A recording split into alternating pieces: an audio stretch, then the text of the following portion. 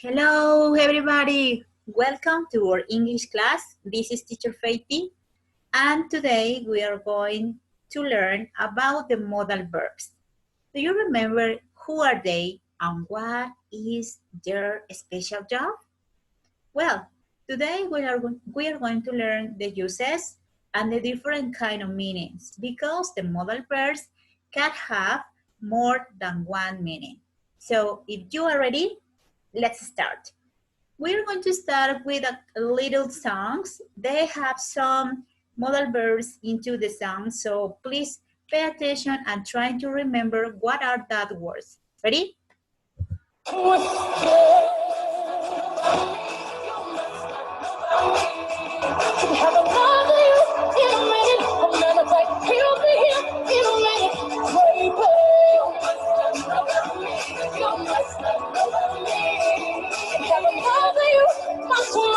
Don't you ever for a second get to think, you're irreplaceable. You can see my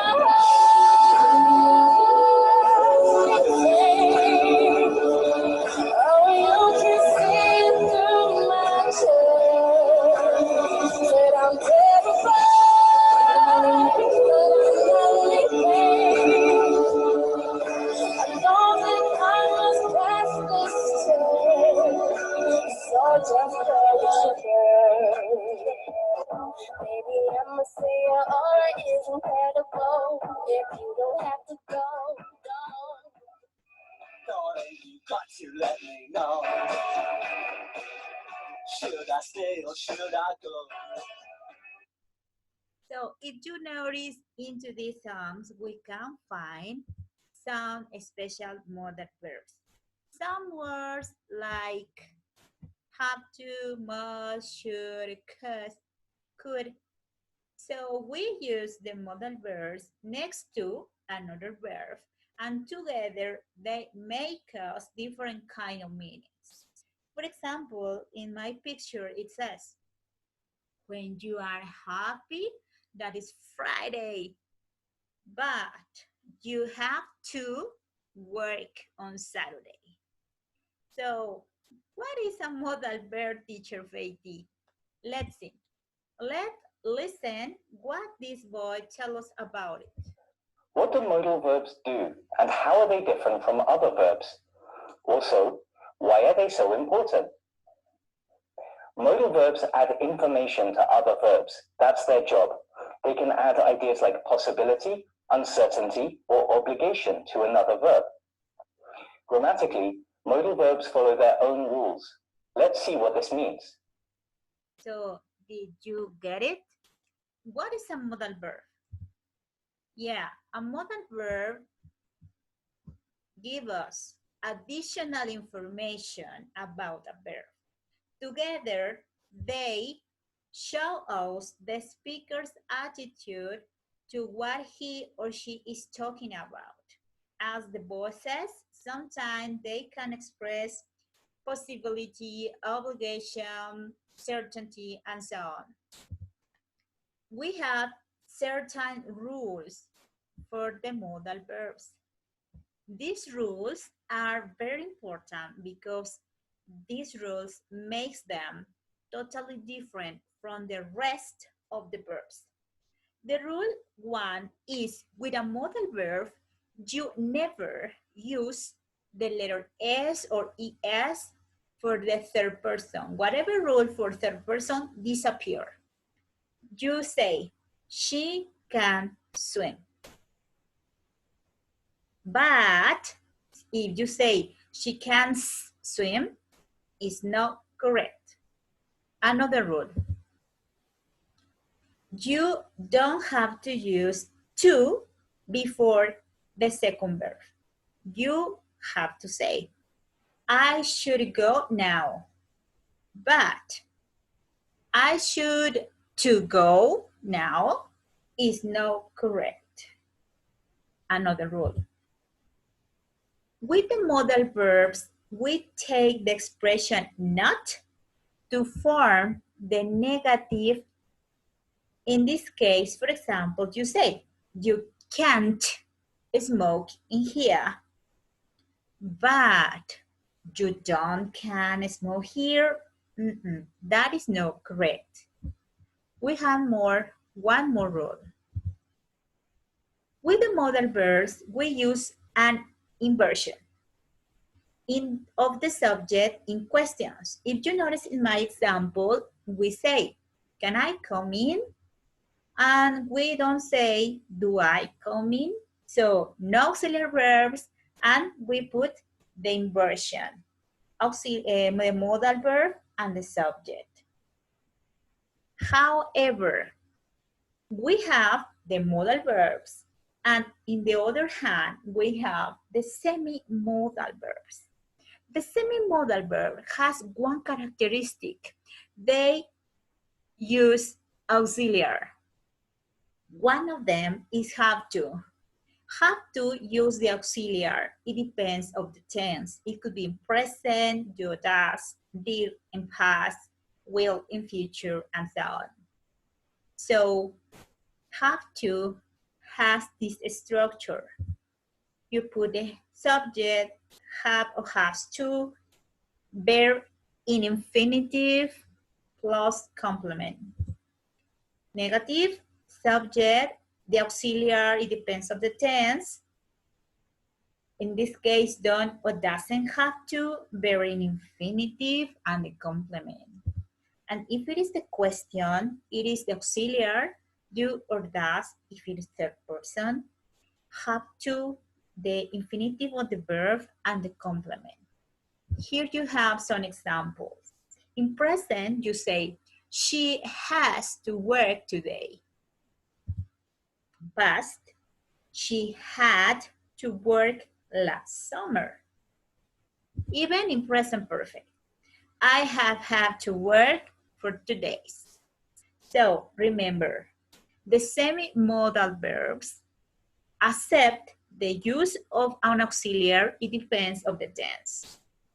Now, move on to the modal verbs and check what are some of the different meanings. Let's start with the first one. When we have to express obligation, we use the modal verb have to or has to. It shows us that the obligation comes from somebody else. It's a law or a rule, and the speaker can change it because it's external. In other words, have to means that is an obligation. You don't have choices or options. You have to obey because it's mandatory. You have to. There is no more options. Examples. You have to pass your driving test if you want to drive a car. That's a law. I have to start work at 8. My company says I must. It's a rule, it's a law for external authority. Or the doctor says I have to do more exercise. So remember, have to is an obligation that comes from external people for authority or a law, like in the school. Look at my example. It says, he has to use uniform because it's the rule into the school. Remember the structure? We have the subject, have or has to, plus the verb in infinitive and the complement. However, careful, if we use have to, but now in a negative form, it means absence of obligation, a lack of necessity. It is totally the opposite. Yeah, remember, have to in positive means obligation. But if you use have to in negative form, is the opposite. It is not an obligation, it is not necessary. It is not necessary, it's up to you. If you want to do it or no, it is no necessity. For example, you say, Susan, on the left, Susan doesn't have to go to school today, it's Saturday. There is no necessity. Or on the right, imagine that teacher Faith is very rich and I say, I don't have to work. There is no necessity. But I am poor. Okay, so I have to work. So negative form means absent of obligation. There is no necessity. Do you remember the structure? Subject, done or doesn't, plus the verb in infinitive and complement. Now, move on to number 3. When we have to express suggestions or advices, my modal verb is should. Should express advice. For example, on the left, we have a conversation between the patient and the doctor. The patient said, I have diarrhea. I keep on the toilet. The doctor said, you should get some Pepto-Bismol. This is a suggestion or advice. Or when teacher Faithy tell you, you should study English because you want to pass to Inter 3. That's right. However, should express a suggestion when another person think that something is good for you. Sometimes this expression start with the word I think. For example, Homero. I think, says March, you shouldn't drink and drive. This is an advice or suggestion. Remember, should, suggestions, or advice. We are going to move to number 4. Now, we have to express now an obligation, but personal and moral obligation that comes inside of the speaker. This is the first use of must. My moral personal obligation. Like on the left, I must study very hard to pass the exam. This is my moral obligation. I know this is important. The second use of must is when this is a strong, listen, a strong obligation or suggestion for another person. Like in the job. Look at my example in the middle. Employees must wash hands before returning to work. This is a strong obligation. Or on the right, look at Batman. I don't care what you do during the night. You must be in the office at 9 o'clock sharp. This is a strong obligation or suggestion. Okay? Okay, now we're going to move on to the number 5. Now, if you use must in a negative, pay attention in this. If you use in a negative, it means totally another thing. Means that we are not allowed to do something or it is prohibited. It's a prohibition. Remember, mustn't equal prohibition. Look at my example on the left. When the miss said that you mustn't eat in class, it's prohibited. Or in the left, you mustn't smoke here, it's forbidden. Look at that sign. It's a prohibition. Or when you go to the museum, what are the signs? You can't take photographs in this museum. So remember, always when we express a prohibition, what is the modal verb? Very good. Mustn't in negative. Now move to the next point. Teacher Faithy, you said that have to is obligation and must is an obligation. What is the difference? Okay, take it easy. Look at these examples. Have to express an impersonal obligation. Remember, the subject is obliged or forced to act by a separate external power. So it could be from the law or school rules, an authority. You don't have choices, no options for you. You have to obey, okay? This is have to. However, must express a personal moral obligation. And the second use, remember, is when another person makes a stronger suggestion or obligation, like a boss or an authority. But when it is negative, remember. In my example, in the middle, you said that we have to stay at home until April 20th, says Gatel, remember? And Gatel answered, oops, you must be at home until May ends. Please, you shouldn't cry. If you notice, the modal verbs are wonderful. You can express different meanings in different situations, obligation, suggestions, and so on.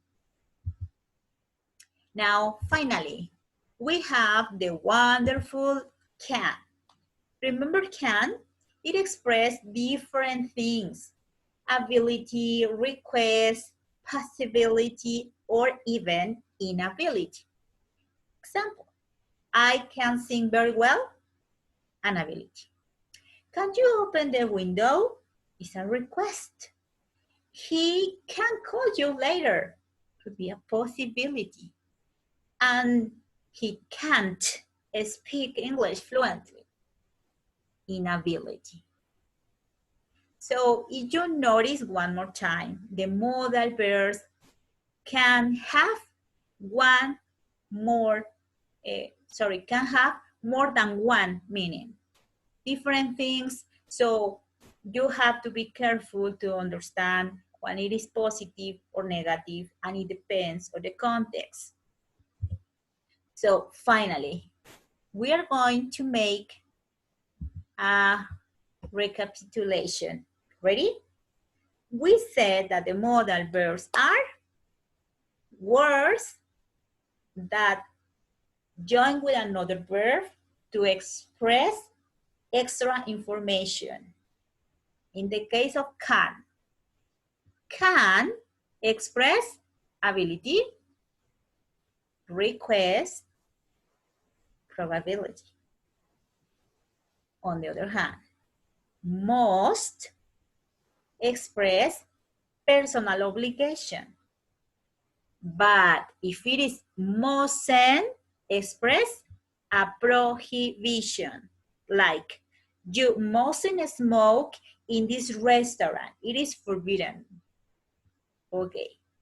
Couldn't past, express request, like could you pass me the salt, please? Or ability in the past. When I was 5, I could ride a bike. Okay, move on. Now, what about have to or has to? Remember, we said that express external obligation from the law or a rule, from authority, and you don't have options or choices. You have to obey. Like, you have to take off your shoes before you get into the barbecue. Okay, what about the negative form? Don't or doesn't have to. In that case, it represents no necessity, a lack of obligation. It is not necessary, like the example. You don't have to do all the exercises, only the first one. And finally, we have should or shouldn't. That express express advice or suggestions, like you look very pale, you should go to the doctor, or you shouldn't eat so many sweets, it's bad for your teeth. Okay, that's all for now. So I hope this topic now is easy for you. Remember, we have here in this picture all the resume of the different uses that the modal verb has. So if you have questions or doubt, please drop me a line on the platform and I will answer you. Thanks for your attention. It was my pleasure. See you later. Bye-bye.